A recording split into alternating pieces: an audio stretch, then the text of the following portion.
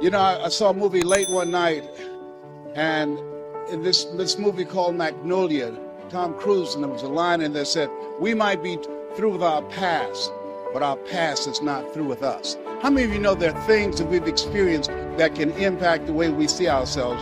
Raise your hand as you understand that. And so as you look at yourself and look at your goals, I want you to write this down. You don't get in life what you want, you get in life what you are. You have to create an achiever's mindset, not you have to create that yourself. My favorite book says, "Be ye not conformed to this world, be ye transformed by the renewing of your mind." And what you're doing right now is an indication of what's most important as you begin to invest in yourself, setting aside a time to be here. This is the era where the late Peter Drucker calls the era of the 3 C's: accelerated change, overwhelming complexity, and tremendous competition. So as you look at yourself and look at your goals, setting aside time every day to work on your mindset, to expand your vision of what's possible for you. They did an interview with Warren Buffett, one of the richest men on the planet, as you're aware. And they asked him, so what's the most important investment people can make today? And this was in the middle of the recession in the United States. Here's a guy that has billions of dollars in real estate, billions of dollars in the stock market. And he said the most important investment you can make is in yourself. Everybody repeat after me, please. Live full. Die empty. Say it again. Live full. Die empty. After having 238 radiation seed implants, I was reading one night some words by Dr. Howard Thurman, who was a mentor to Dr. Martin Luther King Jr., to Albert Schweitzer, to Mahatma Gandhi. He wrote, "Deep is the hunger, the voice of the genuine, the centering moment." As I was reflecting on his words, he said, the ideal situation for a man or woman to die is to have family members praying with them as they cross over.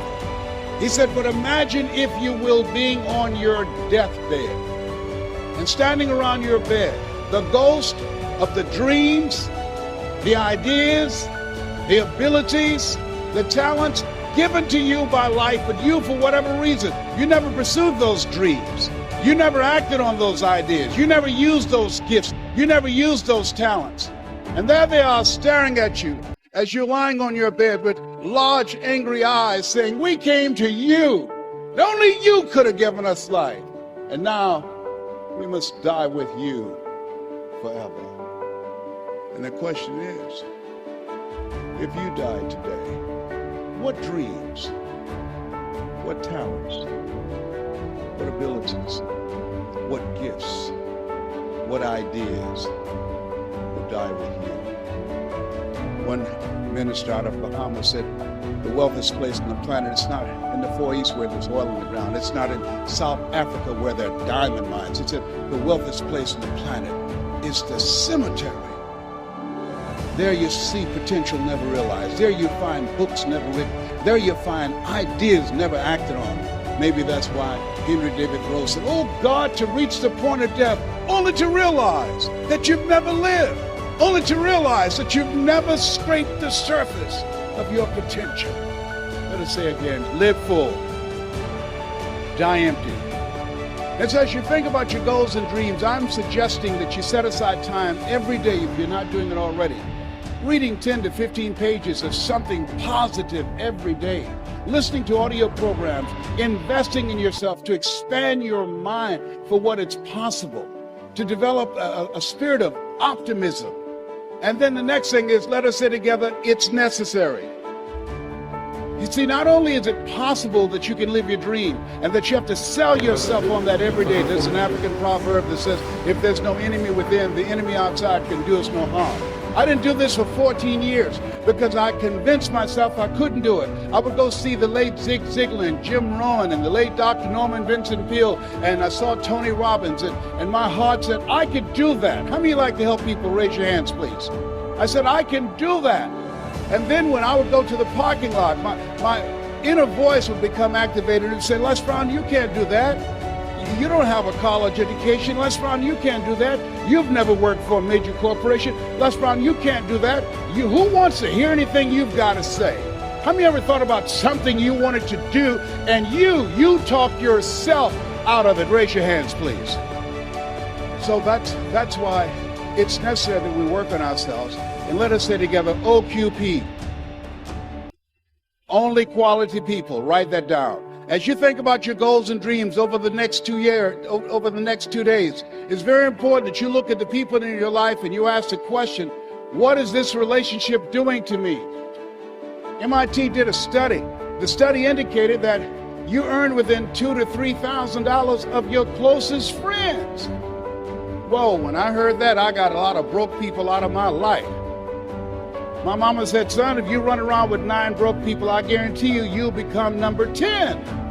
Dr. Dennis Kimbrough out of Atlanta said, if you're the smartest one in your group, you need to get a new group.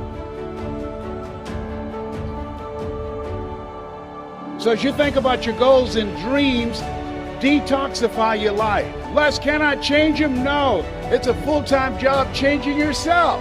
And there's some people that's so negative they can walk into a dark room and begin to develop.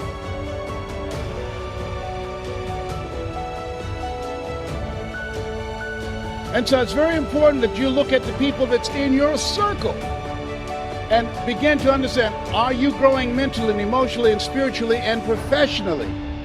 Are they an asset to you or a liability to you? The other thing is, as you look at your goals and look at your dreams, let us repeat this, please. Make your move before you're ready.